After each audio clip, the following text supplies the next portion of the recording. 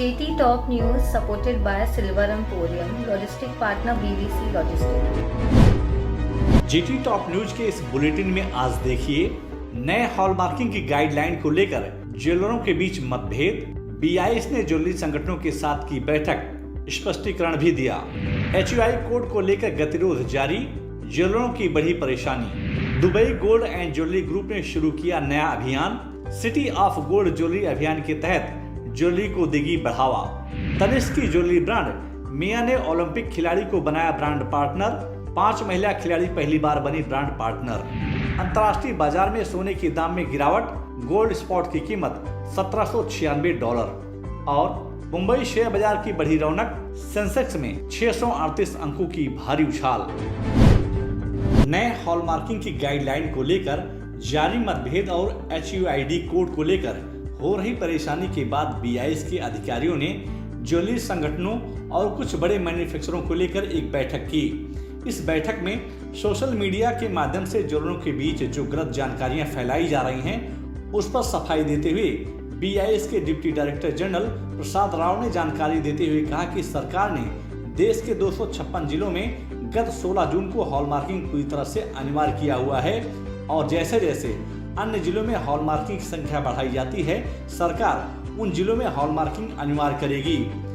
BIS के deputy director general Prasad Rao ने स्पष्ट किया कि वह ज्वेलर जिसका साल का टर्नओवर 40 लाख से कम है, उन्हें कुछ शर्तों के साथ हॉलमार्किंग में रियायत दी गई है। इसके अलावा अंतर्राष्ट्रीय और घरेलू एग्जीबिशन में भाग लेने वाले ज्वेलरों को हॉलमार्किंग में छूट दी गई है। HUID कोड को लेकर सरकार की तरफ से स्पष्टीकरण दिए जाने के बाद भी ज्वेलरी संगठनों में मतभेद कायम है। अहमदाबाद ज्वेलर्स एसोसिएशन के प्रेसिडेंट जिगर सोनी के अनुसार सरकार ने HUID कोड को जल्दबाजी में लागू करके ज्वेलरों की परेशानी को बढ़ा दी है। HUID के माध्यम से जो हॉलमार्किंग सेंटर हॉलमार्क में माल जाके हॉलमार्किंग होके आ रहा है, उसके अंदर सबसे बड़ी दिक्कत ये आ रही है कि हॉलमार्क में माल बेचने के बाद करीबन एक हफ्ता आज हॉलमार्क सेंटर ले रहा है वापस देने में। वो माल को मेल्ट कर रहा है। कोई भी व्यापारी आज माल बेचता है और यदि उसका 3 से 4% एक भी माल मेल्ट होता है या उसको स्क्रैपिंग होती है, तो उसको दिक्कत आती है उसको रीसर्फिंग करने एवं उसको रिपेयरिंग पॉलिश करके उसको रीयूज करने में। तो सबसे बड़ी दिक्कत ये आ रही है। तो आज इतने अपने सेंटर्स के ऊपर लोड लगा हुआ है कि वो लोग जल्द से जल्द काम नहीं कर पा रहे और अपने जो कस्टमर बाहर गांव के हैं वो हमसे बिगड़ रहे हैं कि भाई पहले तो हॉलमार्क अपने 2-3 दिन में देते थे, अभी क्यों नहीं दे रहे हो।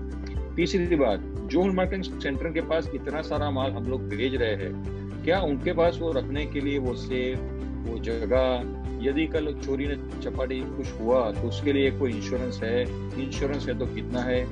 किसी भी माध्यम हॉलमार्किंग सेंटर का डिटेल किसी भी ज्वेलर्स के पास नहीं होता है। Dubai gold and jewellery group ने ज्वेलरी इंडस्ट्री को बढ़ावा देने के लिए दुबई में सिटी ऑफ गोल्ड ज्वेलरी नामक एक अभियान की शुरुआत की है। Dubai gold and jewellery group द्वारा दी गई जानकारी के अनुसार उसका सिटी ऑफ गोल्ड ज्वेलरी का यह अभियान 10 अगस्त तक जारी रहेगा। Dubai gold and jewellery group ने इस अभियान को सफल बनाने के लिए दुबई के 125 ज्वेलरी आउटलेट के साथ समझौता किया है। तनिष्क की ज्वेलरी ब्रांड मिया ने टोक्यो ओलंपिक 2021 में भाग लेने जा रही 5 महिला खिलाड़ियों को अपना ब्रांड पार्टनर बनाया है।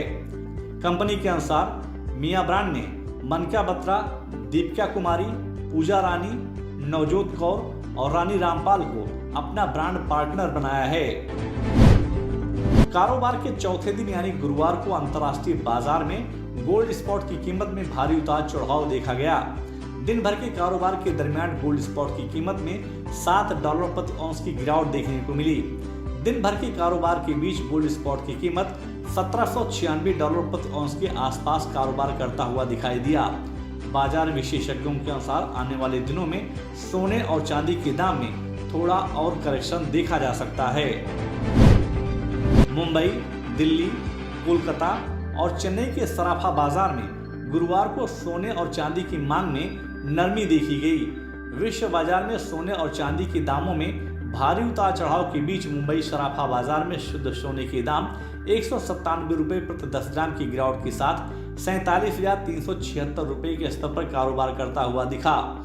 जबकि शुद्ध चांदी 303 रुपए प्रति किलो की गिरावट के साथ 66,834 रुपए के स्तर पर कारोबार करता हुआ दिखा। बाजार के जानकारों के अनुसार आने वाले दिनों में सोने और चांदी के दाम में थोड़ा और गिरावट देखी जा सकती है। विश्व बाजार की गतिविधियों को देखते हुए गुरुवार को मुंबई शेयर बाजार की शुरुआत सकारात्मक हुई।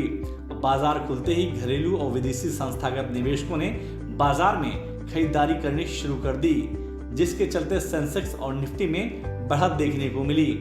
दोपहर बाद निवेशकों ने फार्मा, आईटी, बैंकिंग और ऑयल सेक्टर के शेयरों में जमकर खरीदारी करनी शुरू कर दी, जिसके चलते मुंबई शेयर बाजार 638 अंकों की भारी बढ़त के साथ 52,837 अंकों पर बंद हुआ।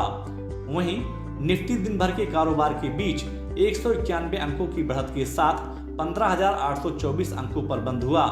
बाजार के जानकारों के अनुसार इस सप्ताह मुंबई शेयर बाजार में बिकवाली का दबाव देखा जा सकता है। जेटी टॉप न्यूज के इस एपिसोड में बस इतना ही। आपको यह न्यूज कैसी लगी और आपके क्या सुझाव हैं, हमें कमेंट बॉक्स में जाकर शेयर जरूर करें। और अगर अभी तक आपने जेटी टॉप न्यूज को सब्सक्राइब नहीं किया तो आप तुरंत सब्सक्राइब, लाइक और शेयर जरूर करें, जिससे आप तक ज्वेलरी इंडस्ट्री की अपडेट खबरें पहुंचती रहें। JT Top News supported by Silver Emporium, logistic partner BVC Logistics.